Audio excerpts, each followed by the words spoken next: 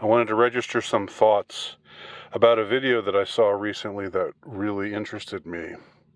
And I'm going to link the video below so you can watch it yourself.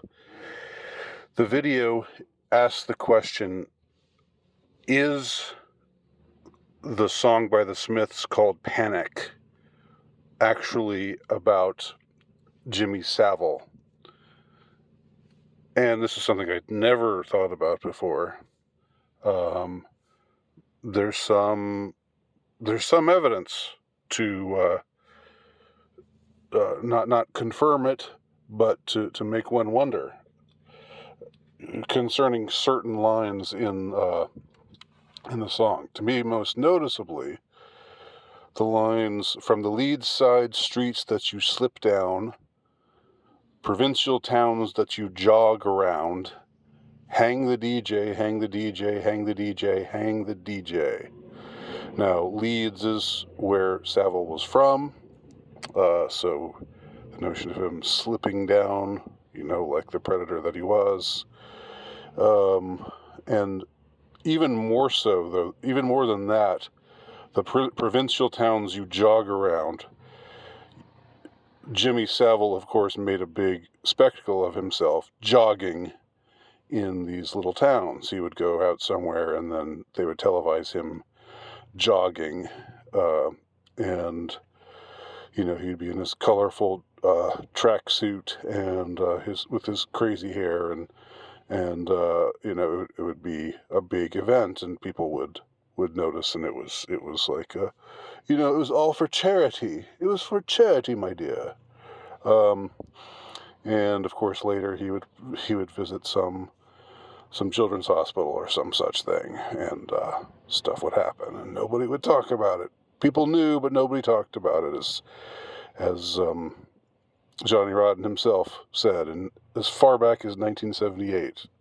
So those lines and the about that make reference to a man, the provincial towns that you jog around. I never knew that was the line. I know the song pretty well, but who else was jogging? Who would jog around the provincial towns? And have that be followed by "Hang the DJ," repeated over and over and over again, with kids singing, a kids choir singing in the background. I mean, that's pretty intriguing. I'm not saying it's definitive proof, but it's pretty intriguing. So if this interests you, by all means, listen to the video that I will link below. Watch it and see for yourself, and make up your own mind. But here's what I found also interesting about the content of this video. It seems that Morrissey, we think today of him being, really based, and liberals hating him, leftists hating him, leftists feeling betrayed by him, and that he was once such a wonderful man, and now he's turned into a terrible bigot, and you hear that everywhere. It was even on a Simpsons episode,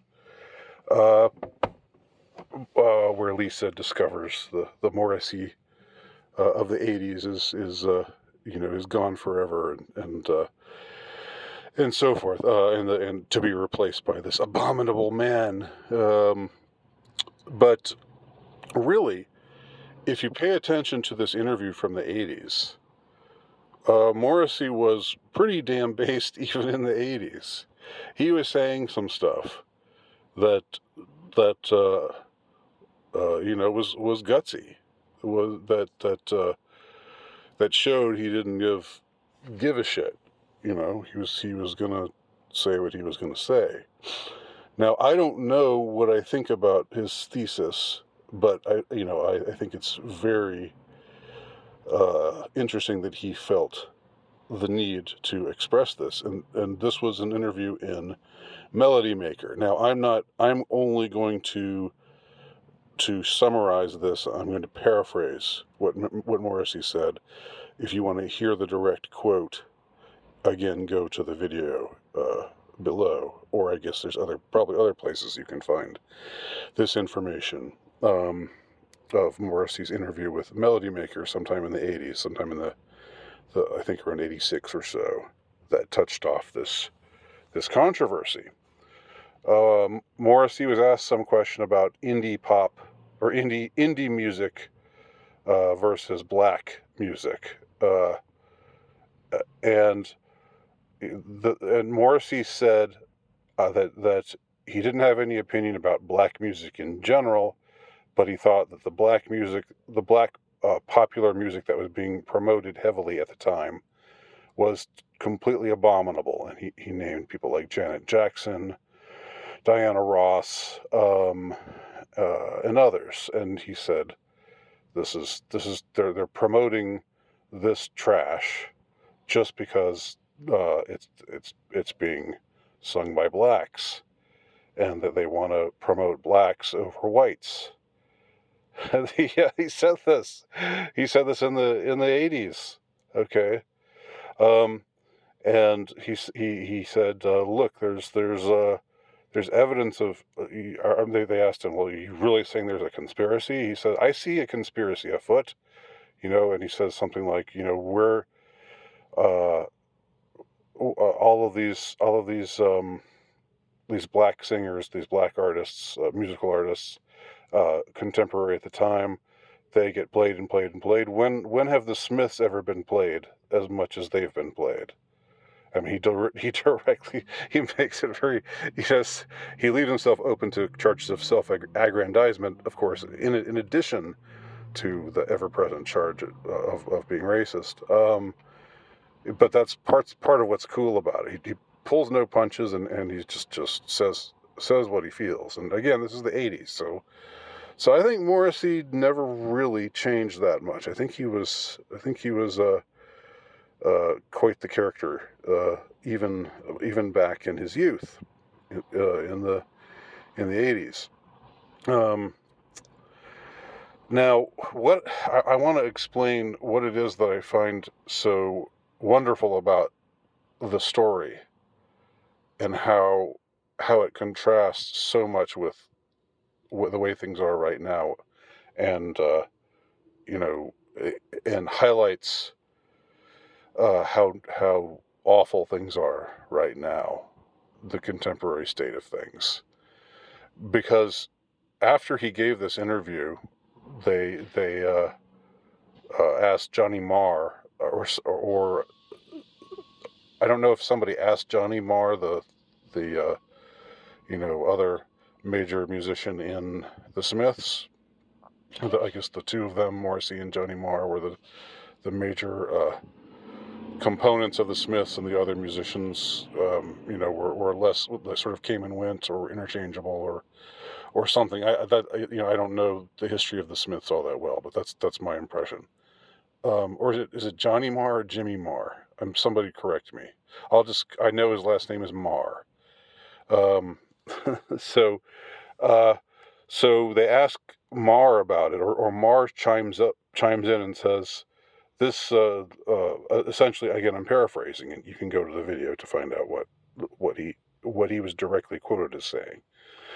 But he said this music journalist is trash, and he was going after Morrissey, trying to, this was a hit job, essentially. And if we see this reporter again, we're going to kick his ass. Which is funny. You don't think of these guys as being tough guys, or like, it's not like they're the most macho guys you'd see. Certainly not by far. But even they are saying that, they're saying, fuck the journalists, fuck the press. And Marr, Jimmy or Johnny Marr, he's got Morrissey's back. Morrissey's his boy, and he's going to stand by him.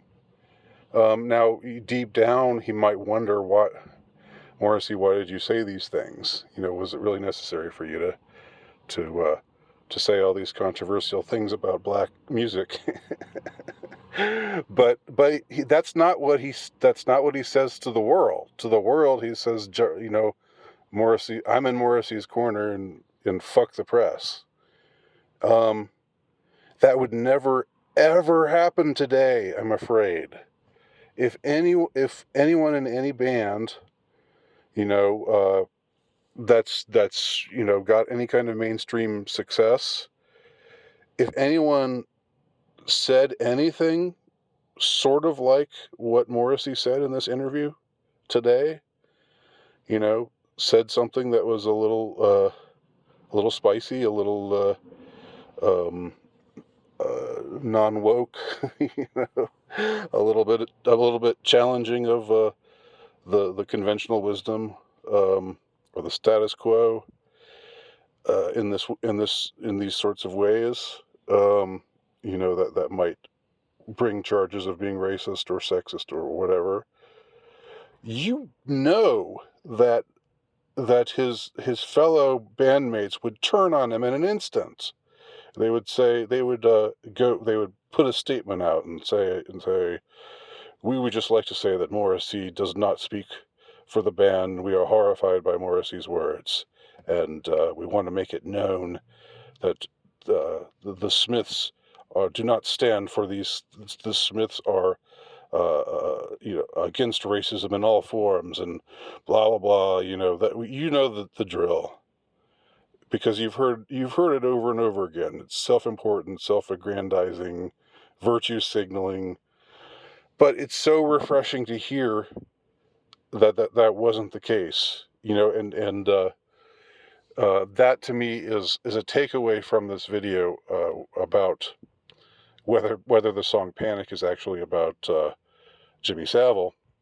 By the way, the "Hang the DJ" line, I don't think I mentioned this earlier. Jimmy Savile was a DJ, so that also fits. But again, watch the video, make up your own mind. I don't know enough to know for sure, but seems at least like a possibility. But that's what I miss most about the past, is people having loyalty to their friends, and that loyalty meaning more than looking good and sounding correct to the public, or to not even to the public, because the public mostly doesn't care. It's to the right, quote unquote, people, sounding good, sounding like you're saying the right things that are being promoted by the right, quote unquote, people. That was not that was not de rigueur for public figures in the recent past, the way that it is today. And that's one of the things that needs to change. It needs to change. The times they need to be a changing back. And I'm doing my part to make that happen.